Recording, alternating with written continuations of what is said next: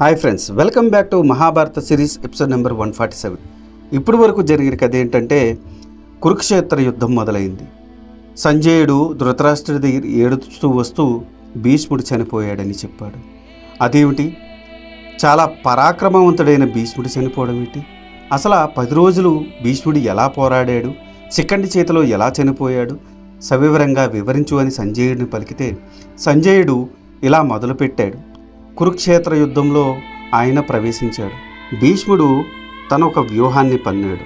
ఆ తర్వాత పాండవులు కూడా అక్కడికి వచ్చారు. పాండవులు కూడా వాళ్ళు ఉన్న ప్రదేశంలో నిలబడ్డారు. ఆ తర్వాత ఏం జరిగిందో తెలుసుకోవాలనుకుంటే ఈ వీడియోని స్కిప్ చేయకుండా లాస్ట్ వరకు చూడండి. పాండవాగ్రజుడు యుధిష్ఠరుడు పాంచాల మత్స్య దేశాధీశులు చుట్టూ ఉండగా తూర్పు మొహంగా నిలబడి ఉన్నాడు. వారికి ఎదురుగా భీష్మాదులున్న కౌరవసేన నిలబడి ఉన్నది. యుధిష్ఠరుడు తన సైన్యంలోని వివిధ రాజాధినేతలను చూసి, వీరాది వీరులారా, మనము ఈ యుద్ధమును గెలిస్తే ఈ భూమినంతయు కైవసం చేసుకుంటాము. లేని ఎడల స్వర్గలోక సుఖములు అనుభవిస్తాము. మనము దేనికైనా సిద్ధంగా ఉండాలి అని వీరోచితంగా పలికాడు. ఆ మాటలు విని వివిధ దేశాధీశులు జయజయ ధ్వానాలు చేశారు, తమ తమ శంఖాలు పూరించారు అని సంజయుడు చెప్పాడు. ఇది విని ధృతరాష్ట్రుడు, సంజయ, మన సైన్యములు ఎక్కువ, పాండవుల సైన్యములు స్వల్పము, కానీ ఏ ధైర్యంతో వారు యుద్ధానికి దిగుతున్నారు అని అడిగాడు. రాజా, ఇది కూడా చెబుతాను విను అని సంజయుడు చెప్పసాగాడు. ధర్మరాజు అర్జునుడు చూసి, అర్జున, చూడు, కౌరవ సైన్యము చాలా బలంగా ఉంది, మన సైన్యము వారి ముందు చాలా స్వల్పంగా ఉంది కదూ అని అంటున్న అన్నయ్య ధర్మజుడిని చూసి మొహంలోకి అర్జునుడు ఇలా అన్నాడు. అన్నయ్య, పూర్వము ఒకసారి నారదుడు భీష్మద్రోణులు వింటూ ఉండగా నాకు ఇలా చెప్పాడు. అధర్మవర్తనలు ఎక్కువ సైన్యము ఉన్నప్పటికీ కొంచెంగా ఉన్న ధర్మతర్పులు వారి సేనలు వారిని గెలిపించగలవు. ఇది ఇలా ఉన్నప్పటికీ అన్నయ్య, అమానుష శక్తి గల భీముడి గదావిహారము తట్టుకోవడానికి ఎవరికైనా వీలవుతుందా? దుష్టద్యుమ్ని, శిఖండిని మొదలుగాల పాంచాల భూపతులను గెలవడానికి ఎవరి తరం అవుతుంది చెప్పు? ఇంకా విరాటుడు మొదలగు మాత్స్య భూపాతులు పరాక్రమం నీకు తెలియనిది కాదు కదా. ఇంకా మన వైపు సాత్యకి, చేతికానుడు మొదలగు యాదవరాజులు ఉన్నారు. ఇంకా అవక్క పరాక్రమవంతుడు అభిమన్యుడు, మాయా విద్య విశారదుడు ఘటోద్గచుడు ఉన్నారు కదా. వీటన్నిటిని మించి నీ ధర్మనిరతికి శ్రీకృష్ణ సంరక్షణకు మనము ఉన్నాయి కదా. ఇంకా నీ గాంధీము సంగతి తెలియనిది ఏముంది? అయినా అన్నయ్య, నీ శక్తి నీకు తెలియదు. నీవు దేవతలనే జయించగలవాడు. నీకు కోపం వస్తే ఎవరు ఏమవుతారు వాళ్ళకే తెలియదు. కాబట్టి నీవు సైన్యమును గురించి కలత చెందవలదు అని అన్నాడు అర్జునుడు. అది విని ధర్మనందనుడు, అర్జున, నీ వచనములు నా మనసుకు ఎంతో ఆనందాన్ని కలిగించాయి. కౌరవులకు ధీటుగా మనము కూడా ఒక వ్యూహము పన్నవెలను. దుష్టద్యుమ్నునికి చెప్పు అని అన్నాడు. అటులనే అన్నయ్య అంటూ అర్జునుడు దుష్టద్యుమ్నుని వద్దకు పోయి ధర్మరాజు మనోగతము తెలిపాడు. ధృష్టద్యుమ్నుడు ఒక వ్యూహం రూపొందించాడు. అభిమన్యుణ్ణి, ఉప పాండవులను, నకుల సహదేవులను వెంట పెట్టుకుని భీమసేనుడికి అగ్రభాగంలో నిలిచాడు. చేతికానుడు, సాచకి, పాంచాల మత్స్యాధీశపతులు తమ తమ బలగాలతో ఉత్తర, దక్షిణ భాగంలో నిలిచారు. నడుమ గజారుడనే ధర్మరాజు నిలిచాడు. అందరికన్నా ముందు అర్జునుడు వెంట ఉండి రక్షిస్తూ ఉండగా శిఖండి భీష్ముని ఎదురుగా నిలిచాడు. వెనుక భాగమున మగధరాజు, సహదేవుడు, దుష్టకేతుడు మొదలగు వారు నిలిచారు.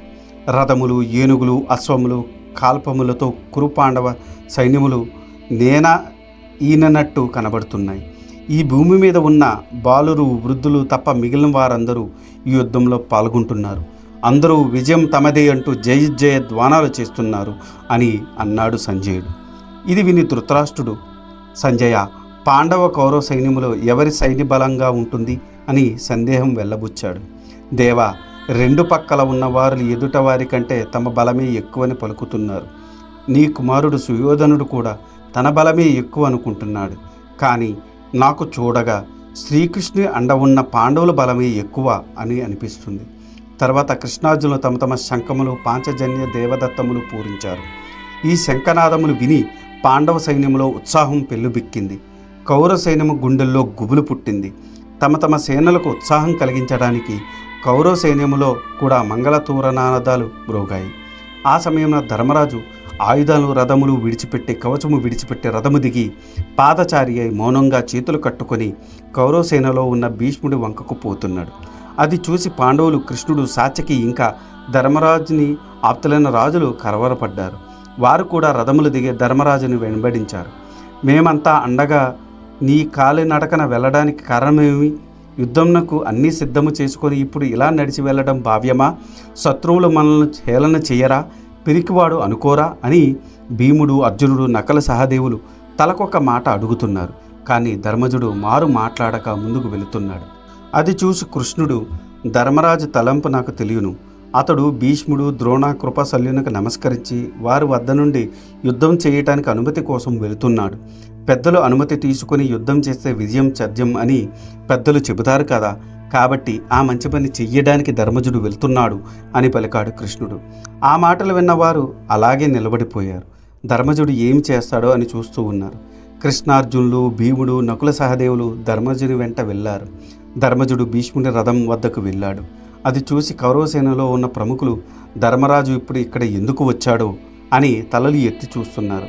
ఇంకా కొంతమంది ధర్మజుని వెంట భీమార్జునులు, నకుల సహదేవులు, అభిమన్యుడు, సాత్యకి, విరాటుడు, ద్రుపదుడు, దృష్టద్యుమ్నుడు, శిఖండి తమ తమ పక్షాన ఉండగా ఇంకా ధర్మరాజుకి భయం ఎందుకు అని అనుకున్నారు. ఇంకొంతమంది అయినా ధర్మరాజు పిరికివాడు కాదు కదా, ఈ సమయంలో ఇక్కడికి ఎందుకు వచ్చాడో అని ఆశ్చర్యపోతున్నారు.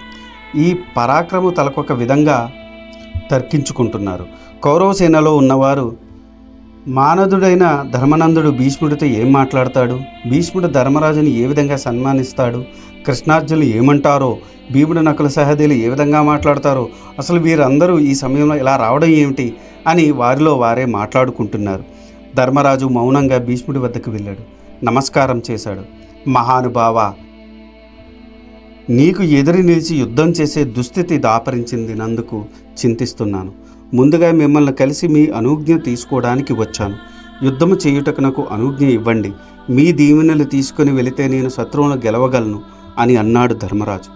ధర్మజ, ఈ సమయంలో నీ రాక అత్యంత సముచితము, శ్రేయస్కరముగా ఉన్నది.